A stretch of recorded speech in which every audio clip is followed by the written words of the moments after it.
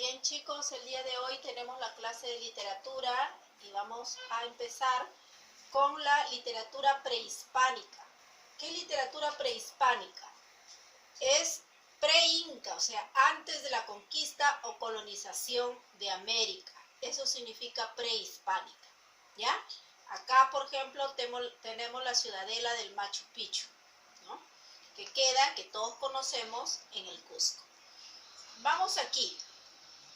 El contexto histórico de la literatura prehispánica comprende desde el periodo precerámico, o sea, eso quiere decir de las primeras culturas, que fueron la Nazca, la Chimú, la Chavín, entre otras, hasta la llegada de los españoles, que se dio en el siglo XVI después de Cristo.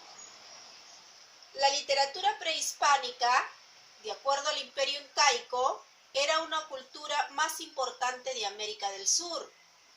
También tenía manifestaciones propias.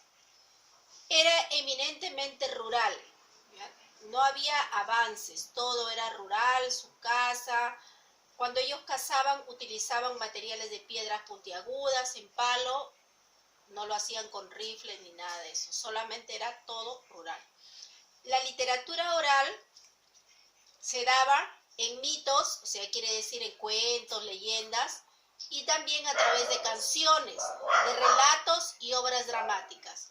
A través de las canciones y los relatos que hacía cada patriarca, sus descendientes iban ahí poco a poco dándole legado a sus hijos, luego a sus nietos, y así tras generación iban contando lo que sucedía en esta época.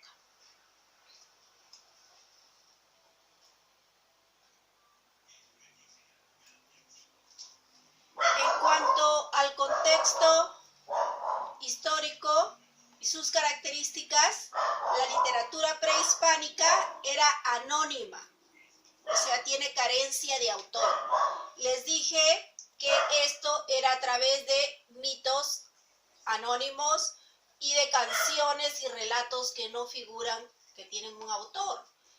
Seguimos. Las características de la literatura prehispánica también es colectiva.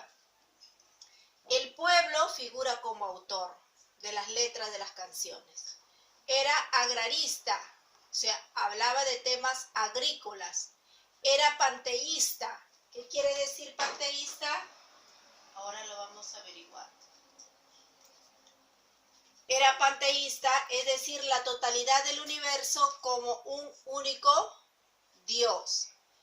Era a través oral, no había nada escrito. Se transmitía, como le dije anteriormente, de padres a hijos y así, y luego los hijos a padres y así sucesivamente. Tenemos también que era politeísta, es decir, creían en muchos dioses, pero su principal dios era el dios Sol. Ahora también vemos otras culturas, aparte de la cultura netamente hispánica. También tenemos aquí, desarrollada en Centroamérica, sur de México, Guatemala y del noroeste de El Salvador y Honduras. Obras como Chilam Balam y Popol Vuh. Y dentro también de la cultura azteca, tenemos a los mayas y los aztecas, que es desarrollada en México, y la escritura es ideográfica o jeroglífica, ¿ya? Aparte, estas dos culturas son las que mencionamos. Eso sería hasta ahí, chicos. Luego continuamos.